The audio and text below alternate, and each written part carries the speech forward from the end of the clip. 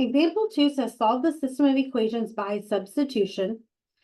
And even though it tells me to use substitution, I don't have to use substitution. You get the exact same answer by using elimination.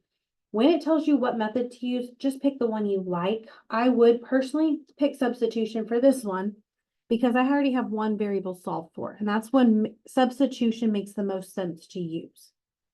So here, because I have x equals 5y plus 12, I'm going to substitute that in to the second equation where I see this x. Now, right now, I can't solve this equation because I have two unknowns. I have an x that's unknown and a y that's unknown. I don't know what either of those values are.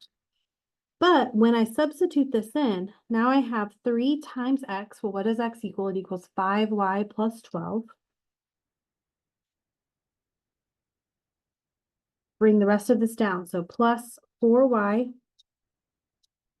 equals -2. When I substitute that in, now I have a linear equation in one variable. I can solve for y. So the first thing we'll do is distribute our 3 in.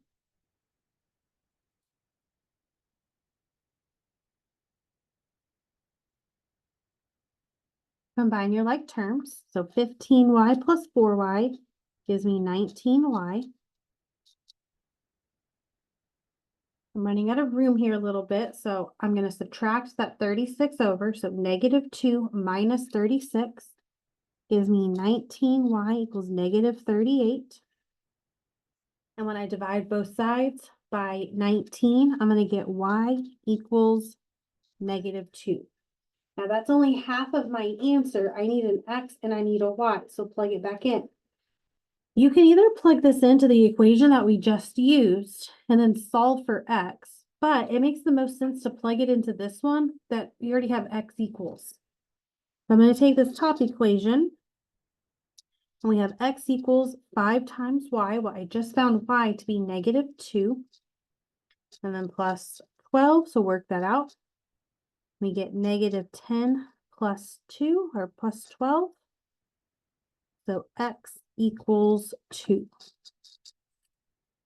Now, in my math lab, all it usually asks for is x equals y equals, so you're just plugging in those values. If you're taking my class on campus, I stress a lot that you need to write this as an ordered pair.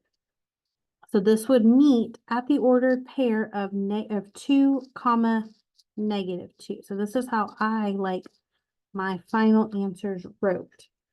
You always want to go x, y. So it does not matter that I solved y first and then got my x. It is always your x coordinate first, then your y coordinate. Now, to be completely honest, this one here, I would probably use elimination. Now, we're going to end up having the same problem on the next page, so I don't want to use elimination here. I'm going to go ahead and use substitution. But even though it says substitution here, I would solve this one essentially by elimination. And elimination is best when this is all stacked on top of each other. But we're already going to solve it by elimination, so let's solve by substitution. So this isn't bad with substitution. I just personally prefer elimination. But because I have this one x right here, that makes this x really easy to solve for.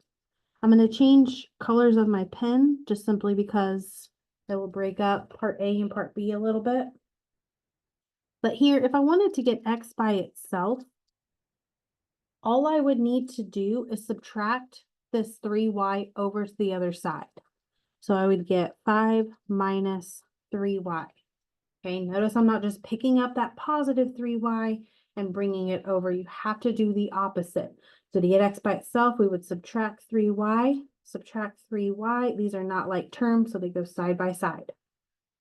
Okay, so now that I have solved for x, I'm going to go into my second equation. Don't plug it back into the original. Go to the other equation, and now I'm going to substitute that in for this x here. So I have 2 times my x, which we found to be 5 minus 3y. Then bring the rest of this down, plus 4y plus 8. So really same exact steps as here. Distribute. Bring the rest of it down. Combine your like terms. -6 plus 4 gives me -2y. My 10 is positive. Subtract your 10 over. 8 minus 10 gives me -2. And -2 divided by -2 gives me a y value of 1. Okay, I have half of my answer. We have to plug this in to get our x. Now I can plug it into this top one to this bottom one, but I'm going to plug it into the equation that's already solved for the variable I need. So we have 5 minus 3 times y, which is 1. So we have 5 minus 3, that's going to give me 2. My math lab more than likely just wants you to tell it what x equals and what y equals, so this is your answer. But if you're taking my class on campus, I need this as an ordered pair. So this is 2, 1. It does not matter which variable you solve first. It is x, y.